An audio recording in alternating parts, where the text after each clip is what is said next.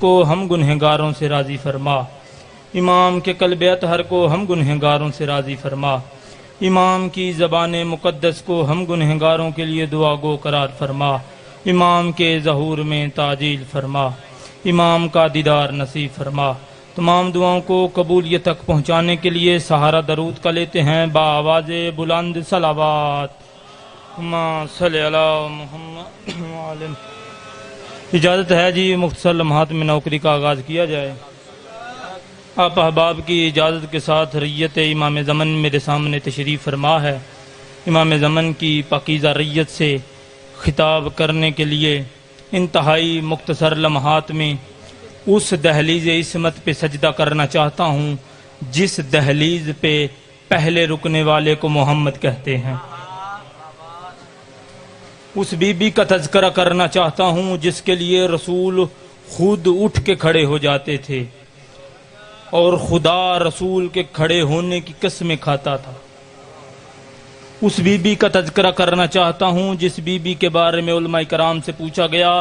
میں علماء کی بڑی عزت کرتا ہوں کیونکہ میرے استاد بھی علماء ہیں۔ علماء کرام سے پوچھا گیا بتائیے تو صحیح یہ بطول ہے کون؟ تو کسی عالم دین نے کہا، کسی مولوی نے کہا کہ حسنین کی اماں ہے، مولا علی علیہ السلام کی زوجہ ہیں، ابو طالب کی بہو ہیں، محمد کی بیٹی ہیں، سیدۃ النساء العالمین ہے۔ میری سمجھ میں مولوی کی بات نہ آئی، میں مولوی کی محفل سے اٹھا، فقیر کی محفل میں گیا، فقیر سے جا کے پوچھا اے اللہ کے فقیر اب تو ہی بتا، کیونکہ جو بات مولوی کے سر سے گزر جائے وہ فقیر کے دل میں لگتی ہے۔ میں نے فقیر سے پوچھا اے فقیر اب تو ہی بتا یہ بطول ہے کون؟ تو فقیر کی ایک ہی صدا آتی ہے کبھی خدا بنیں گے تو بتا دیں گے بطول کسے کہتے ہیں۔ یا علی، کیونکہ بطول بتانے کے لیے لفظ قرآن کے ہوں، لہجہ توحید کا ہو، سننے والے رسول ہوں تو پھر کوئی بتائے کہ بطول کسے کہتے ہیں۔ بطول وہ جو خانہ کعبہ سے زیادہ پاک۔ یہاں پہ سوال پیدا ہو، ہم شیعوں کا عقیدہ ہے کہ بطول سیدہ خانہ کعبہ سے پاک ہیں، مگر قبلہ شہید فاضل علوی صاحب ارشاد فرمایا کرتے تھے ہم مان جاتے ہیں یعنی کہ یعنی نہیں مانتے، اس لیے دلیل دینا چاہتا ہوں۔ بی بی ہے کعبے سے پاک مگر کیسے؟ بی بی کعبہ سے پاک ہے مگر کیسے؟ آئیے قرآن سے پوچھتے ہیں کہ اللہ کا گھر کتنا پاک ہے اور جناب سیدہ کتنی پاک ہے؟ تو خدائے لم یزل قرآن مجید میں حضرت ابراہیم و حضرت اسماعیل سے گفتگو کرتے ہوئے ارشاد فرماتا ہے یا ابراہیم طاہر البیت، ابراہیم تو میرے گھر کو پاک رکھ، اسماعیل تو میرے گھر کو پاک رکھ۔ گھر اللہ کا ہے، پاک رکھنا ڈیوٹی ابراہیم کی ہے۔ گھر اللہ کا ہے، پاک رکھنا ذمہ داری ابراہیم کی ہے۔ گھر اللہ کا ہے، پاک رکھنا ڈیوٹی ابراہیم کی ہے۔ اب اسی قرآن سے پوچھتے ہیں اے اللہ کی کتاب تو بتا کہ بطول کتنی پاک ہے۔ اب توحید کا لہجہ ہی بدل جاتا ہے، قدرت کے تیور ہی بدل جاتی ہے، آواز آتی ہے انما یرید اللہ لیذھب عنکم الرجس اہل البیت ویطہرکم تطہیرا۔ میرا ارادہ ہے کہ بطول کو میں پاک رکھوں۔ اللہ اکبر یا رسول اللہ یا علی، میرا ارادہ ہے بطول کو میں پاک رکھوں۔ تو فیصلہ ہو گیا، کعبہ اتنا پاک جتنی ابراہیم کی نبوت میں طاقت، بطول اتنی پاک جتنی اللہ کی توحید میں طاقت ہے۔ کون بطول؟ پیغام خدا آیا ہے محمد ان اپنے رشتہ داروں سے کہہ دے آج سے تمہیں بیٹا داماد کہہ کے نہ پکاریں، جس کا جو بھی رشتہ لگتا ہے تجھے رشتے سے نہ پکارے۔ اے محمد تم سب کے لیے رسول ہو۔ محمد نے اعلان کر دیا کہ اللہ کہہ رہا ہے کہ کوئی رشتے سے نہ پکارے، کہ تم سب کے لیے رسول ہو، سب تمہیں رسول اللہ کہہ کے پکاریں۔ اعلان کر کے محمد مصطفیٰ گھر تشریف لائے۔ جناب سیدہ کسی کام میں مصروف تھی، آواز دی بیٹا زہرا۔ بی بی کہتی ہے جی یا رسول اللہ۔ پھر رسول نے آواز دی بیٹا زہرا، کہا جی یا رسول اللہ۔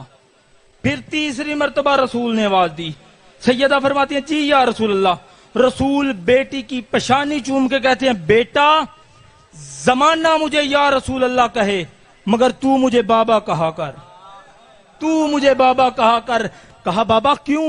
کہا بیٹا تیرا مجھے بابا کہنا میرے دل کو حیات دیتا ہے، میرے دل کو مضبوط بنا دیتا ہے۔ اب میں یہاں پہ بتانا چاہتا ہوں دل مصطفیٰ ہے تو کیا ہے؟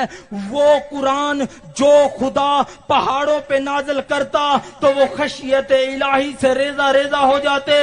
وہ قرآن خدا کہہ رہا ہے میں نے محمد کے قلب پہ نازل کیا۔ اس مضبوطی کی وجہ کیا ہے؟ اس مضبوطی کی وجہ ہی فقط یہی ہے کہ جس دل کو فاطمہ حیات دے وہ پہاڑ سے زیادہ مضبوط ہوتا ہے۔ اسی حدیث کی ایک چھوٹی سی منزل اور ایک روایت مصائب کی زحمت تمام۔ کہا بیٹا تو مجھے بابا کہا کر، تیرا بابا کہنا خوشامد نہیں، جیسے روایت ہے ویسے ہی منوان سناؤں گا۔ کہا کہ بیٹا تیرا مجھے بابا کہنا نا میرے قلب کو حیات دیتا ہے، میرا دل زندہ ہو جاتا ہے، میرا دل بڑھ جاتا ہے، میرا دل خوش ہو جاتا ہے۔ کہا نہیں بابا اور بھی بتائیے نا۔